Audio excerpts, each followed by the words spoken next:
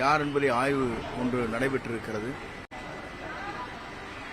அதிலே பார்க்கின்ற போது முதலிடத்தை பெறுபவர் தமிழக வெற்றி கழகத்துடைய தலைவர் வெற்றி தளபதி தான் என்பதை புள்ளி விவரங்கள் சொல்லிக் கொண்டிருக்கிறது.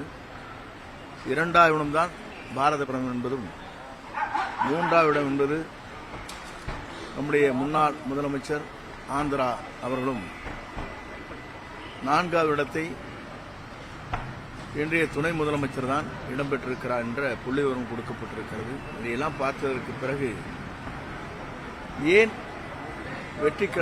தமிழக வெற்றி கழகத்தை எல்லோரும் கூர்ந்து கவனித்துக் கொண்டிருக்கிறார் சொன்னால், முதலிடத்திலே வந்து கொண்டிருக்கிறது, அடுத்த முதல்வர் அவர்தான் என்பதை காலம் பதில் சொல்ல இருக்கிறது. ஆகவேதான் எல்லோரும் இதற்கான கருத்துக்களை சொல்லிக் கொண்டிருக்கிறார்கள். ஒன்றே இடத்தை சொல்ல விரும்புகிறேன்.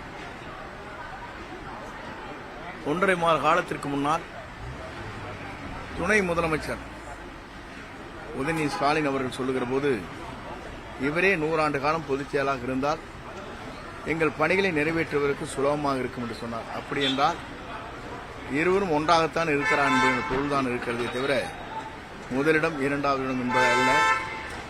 இதை காட்ட ஒன்றே உங்களிடத்திலே சொல்ல விரும்புகிறேன். 20 ஆண்டு காலம் காங்கிரஸ், 30 ஆண்டு காலம் ஆட்சியில் இருந்தார்கள். அதற்கு பிறகு திராவிட முன்னேற்ற கழகம் ஆண்டு கொண்டிருக்கிற போது புரட்சித் தலைவர் அவர்கள் வெளியே வந்தவுடன் அவர்தான் தமிழ்நாட்டின் நிரந்தர முதலமைச்சர் என்ற வரலாற்றை கொடுத்தார். அதே நிலைதான் நம்முடைய வெற்றி கழகத்துடைய தலைவர் எல்லோரும் சொல்வதைப் போல அல்ல. நான் நேற்றைய தினம் மட்டுமல்ல, ஈரோடு நிகழ்ச்சியிலே பார்க்கின்ற போது, தலைவர் வருவார், நாளை ஆட்சியை பிடிப்பார், அவர்தான் தமிழ்நாட்டின் முதலமைச்சர் என்றுதான் மக்கள் ஆர்ப்பரித்து வருகிறார்களே தவிர வேறொன்றும் இல்லை. இது தமிழக வெற்றி கழகம் ஆதபூர்வ கட்சியாகவே இல்லை, ரசிகர் மன்றமாகவே தான் இருக்குன்னு காங்கிரஸ் விளம்பரம். ஒவ்வொருவரும் ஒரு கருத்துக்களை சொல்கிறார்கள். அந்த கருத்திற்கெல்லாம் நாம் பதில் சொல்வது சரியாக இருக்காது.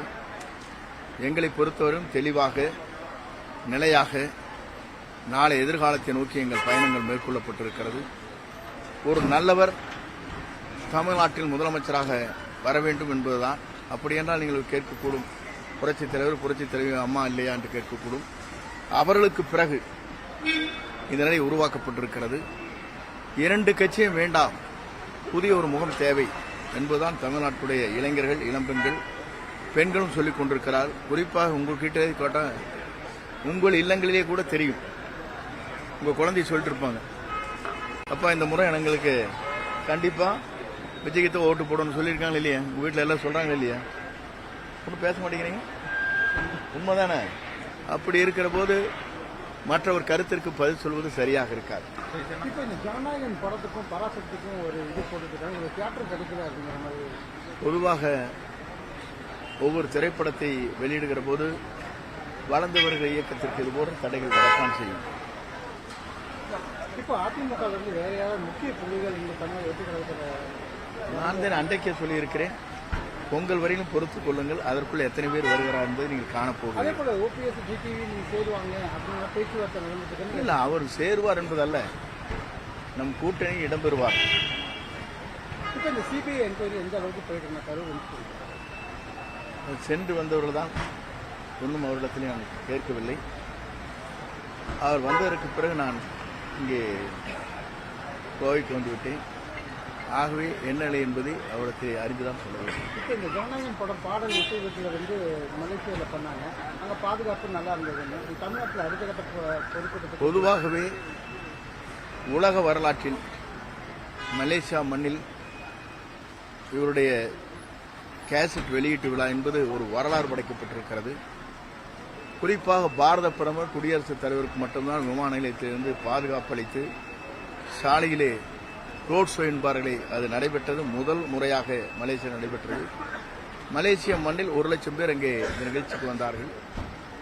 மலேசியாவில் எப்போதுமே இட நெருக்கடி என்று சொல்ல இயலாது. டிராபிக் ஜாம் ஆனது 2 மணி நேரம். ஒவ்வொரு நாட்டிலிருந்து வந்தவர்கள், பக்கத்தில் இருக்கிற நாட்டிலே வந்தவர்கள் எல்லாம் வாகனத்தில் செல்வது 2 மணி நேரம் தாமதம் ஏற்பட்ட என்ற வரலாறும் அங்கே இருக்கிறது. இதேபோல் அரசு இதில் வந்து பல்வேறு போராட்டங்கள் பண்ணியிருந்தாங்க. நேற்று வந்து சலுகைகளை அறிவிச்சிருக்காங்க, எப்படி பார்க்குறீங்க? என்னை பொறுத்தவரையிலும் முழுமையாக அதை தெரிந்ததற்கு பிறகு பத்திரிகை வருகிற செய்தியை வைத்துவிட்டு சொல்ல முடியாது. ஏனென்று சொன்னால் போடப்பட்டிருக்கிற ஜியோ எப்படி இருக்கிறது என்பதை தெளிவாக தெரிந்துவிட்டு என்ன நிலை இருக்கிறது என்பதை ஆய்ந்துதான் அதற்கு பதில் சொல்ல வேண்டும்.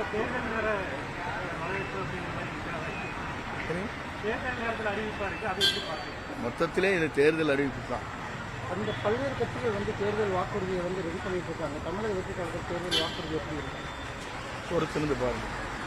ஜனநாயக ட்ரெய்லர் பார்த்துருக்காங்க, மிக எழுச்சியாக இருந்தது.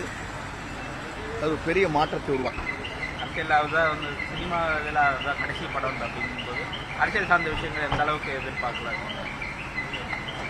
திரைப்படம் வெளிவந்ததற்கு பிறகு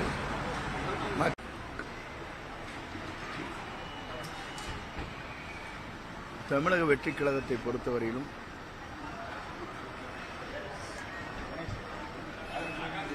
ஒரு புதிய வரலாற்றை படைக்கிற இயக்கமாகத்தான் எதிர்காலத்தில் அமையப் போகிறது.